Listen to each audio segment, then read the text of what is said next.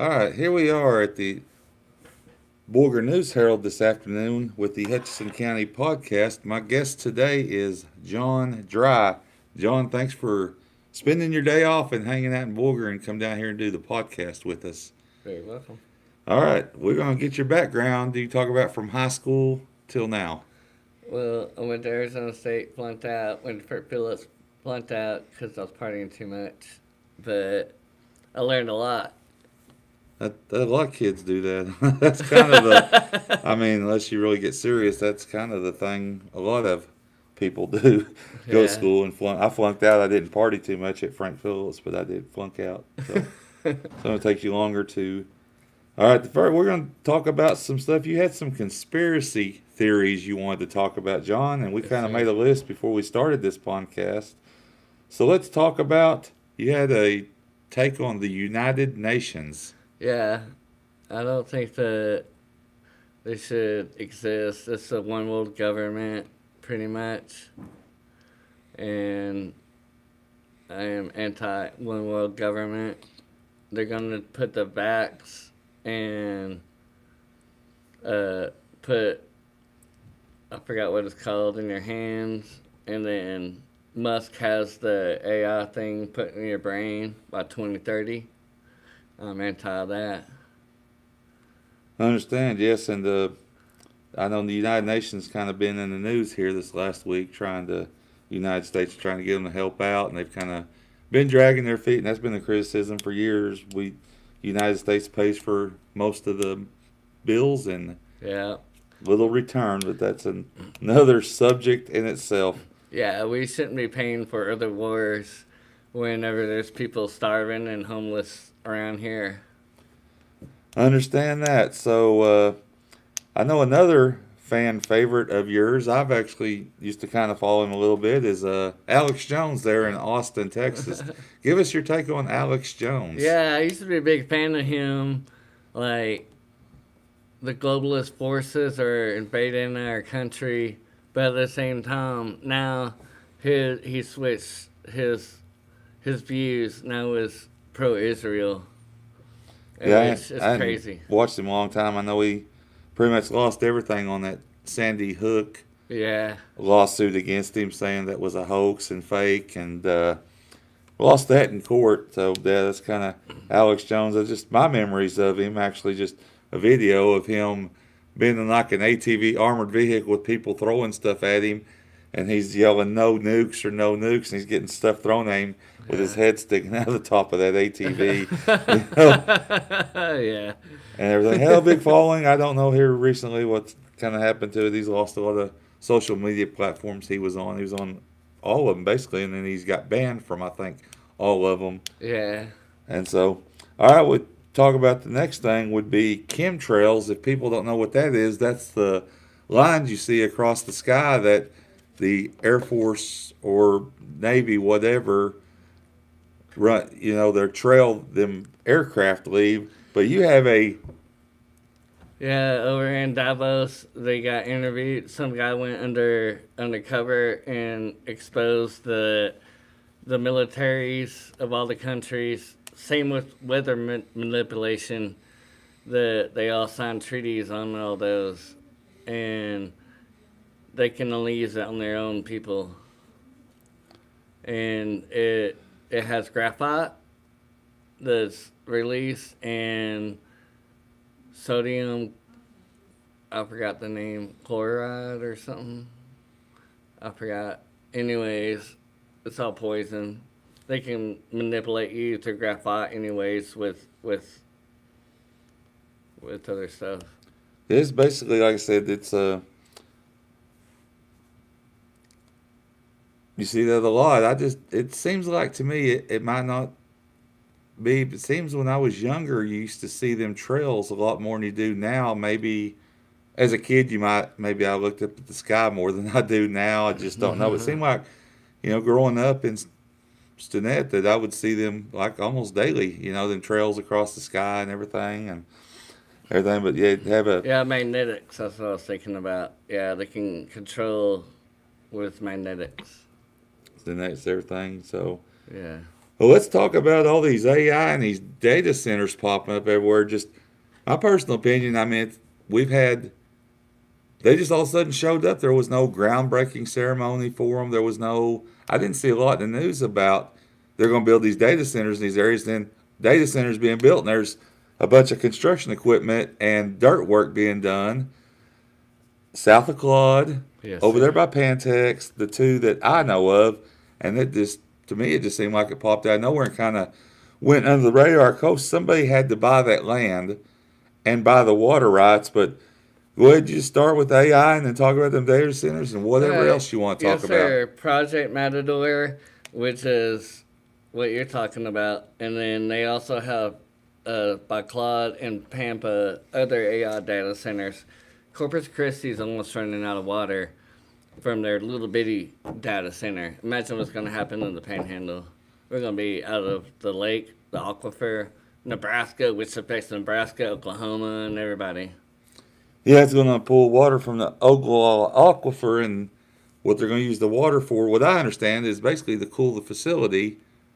And some other people have put out there, hey, maybe you guys need to use, and I don't know, I'm not sure it's falling on deaf ears or whatever, used oil field salt water.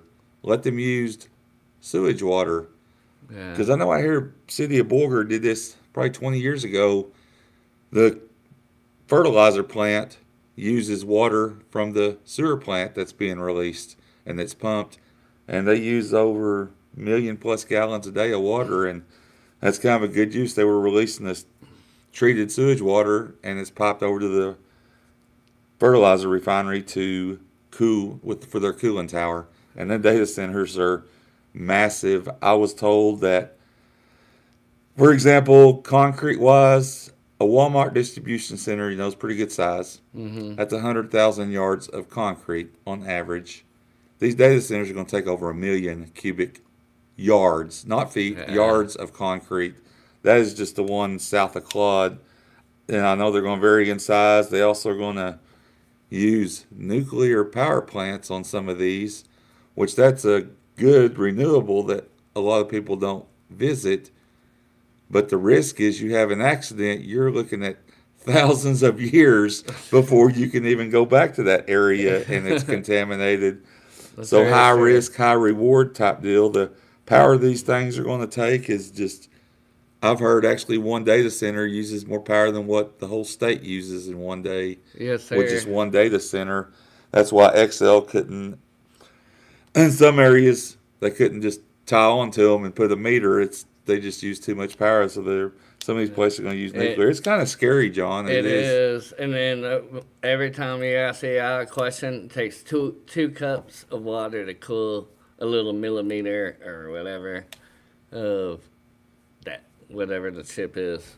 So what do you think? Is there any other conspiracy theories? You talked about there was some other stuff. I tell you, we'll talk about UFOs. All right. We're gonna throw. I'm gonna All start throwing right. stuff All at you. right. That's fine. All right. Yeah.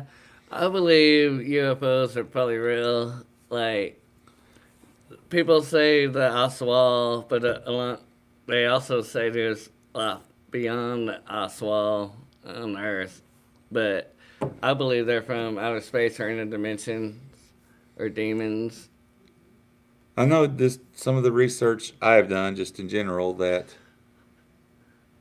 the next habitable planet is so far away that if you took a telescope or they were looking at us, they would see dinosaurs. That's how it Yeah. takes so long to see. Well, they say what's 100 years if you look at a star that of the past. If you look at stars at night, I mean, vast distance, and Yeah. people have different theories. Yeah. I believe they're real, honestly. And excuse me. Oh, That's all you goys and goyums. Hello, everybody. yeah. So another conspiracy. Well, no, because it's been kind of maybe a little files have released. Yeah. John F. Kennedy assassination. Yeah. What's your take on that? CIA, FBI, all them. Just like, just like Charlie Kirk, All right, I well, you believe. open up with that one. Let's talk about since that one's current. Let's talk about Charlie Kirk. Yeah, I think that he was he was anti-Jewish. He just didn't believe what they wanted, their narrative. He didn't go along with it, and that's why he got X'd. And that was behind Israel's behind that and Mossad. I And, think so. I think so, and the CIA and FBI too. okay, you talked about this. I know this. A lot of people have talked about this, and we're gonna go ahead and address it. I was actually, since everybody's talking about it, I wasn't gonna talk about it, but we got time, so we'll talk about All it. right. Epstein files. Yeah, that definitely needs to be released. Was a hardcore Trumper, but he's failed me. I broke up with him now. Broke up with Trump. Broke Yeah. up with Trump. Yeah, I Yes. broke up with Trump. Yeah, his like no more wars and no more, and we're gonna release the Epstein files, and he's opposite of that. Absolutely. Been in the news and everything. Yes, sir. Yeah, they share the victims their names, but not the Not the predators. accusers and predators Yeah. and stuff like that. Yeah.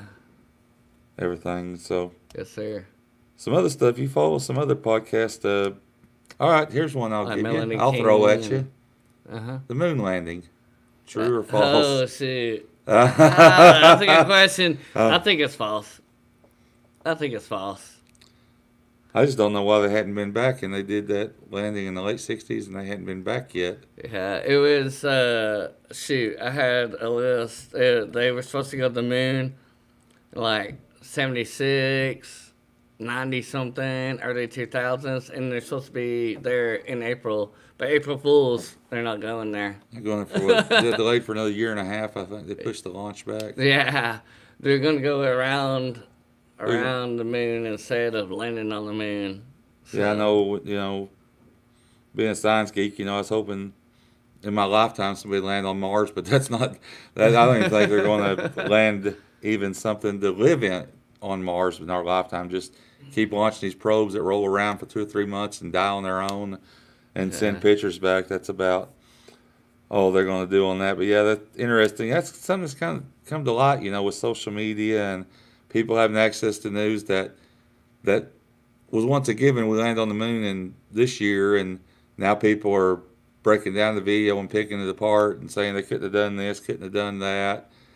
And I something that sometimes they compare is like somebody robs a liquor store, and the moon video is actually better than the video of somebody robbing a liquor store. In some, I mean, the quality, I've seen them side by side pictures. Kind of makes you Yeah. wonder what's going on with that. I mean, this is your podcast, so I'm gonna keep my opinions, to myself. It's about you and your guest and everything. You can talk about it. I don't mind. So I mean, it's. Because I'll probably agree with you. I mean, it's one of them that I just don't ever spend a lot of time with. I'll scan it and kind of maybe watch the video that I see, 30-second video or a minute, and then move on. And said you gotta be careful what is actually real and what's not real. True. So, do you watch Melanie King and Ashley Hayes? No? I don't what Oh, yeah. really. I mean, it's not I don't want. It's just I don't. I actually watch these like reruns of stuff. I just missed a lot of years of TV. Oh, yeah. I'm actually watching NYPD Blue, and then I watched The Blacklist and some other stuff that's been done for I don't know how many years. Ben's watched Bones. I mean, how long is that done? And some other Yeah. cop show, just different shows. I'm just kind of catching up at Ben's watch. I mean, the jobs I've had, I'm in a vehicle all day listening to talk radio. When I get home, I just want to break from that and watch something that's fictional and not real and not political. Oh, and John Burks, too. John Ross. He does paintings. Have you seen his? His from Austin. I ain't ever seen that. He does like Bob Ross paintings, but his always is like me, more conservative, but making fun of everybody. He's like, we need some. Is that the guy with the curly hair? Yeah. And the flower shirt? Kinda Yeah. Looks like one of the guys maybe from a From the 60s, 70s. 70s band, yeah. 60s, yeah. He's all like, but he's used to serving in the armed forces, and he's like, we need some black power, and then on top of that, we got some white privilege. It's awesome. Well, here we'll address the elephant in the room. All right. All right. People have asked, we will clarify, you are not on the ballot to run for mayor, and you have not registered to be a write-in candidate. Yes, sir. I know there was a lot of confusion on that. There's only one person that's in the race, Shelby Deathridge. I know him real great guy. Does great things for the community and his church, and great all around guy, and would be a good candidate for mayor, and all the headaches that comes with on a small town level. And speaking of other towns, not just Fritch and everything, but we're going to do a little scenario. All right. If you were to actually be a candidate for mayor and you were at a political forum, tell us what your platform and candidacy would be all about if you were running for mayor of Fritch. Mine would be to replace all the pipelines outside of the city limits, which they keep busting all the time. For instance, old stuff. And I would not dab the wall. If I went to Israel, I would not go to Israel in the first place. But, yeah, the pipes, and we need to have all of the electricity underground, like they do in Scottsdale and Denver and everywhere else. Because they shut off our electricity for no reason, practically. It's always windy in West Texas. I mean, I get that, yeah, them rolling blackouts, and Yeah. there has been a lot of, I've seen it, there has been a lot of water line issues outside the city limits, like Meredith Harbor and everything else. I guess when it got put in, it must have been the cheapest contractor. I don't know, it was put in probably in the 60s, and just a lot of issues going on with that, but something, the city of Fritch, it's not in the city limits, but it's their water. It might be one of them things. Maybe the city of Fritch maybe needs to annex them areas. And I don't know. I know that I'm not going to be critical of any small town that has anything. It's just the way the economy is, prices have rose, stuff ain't.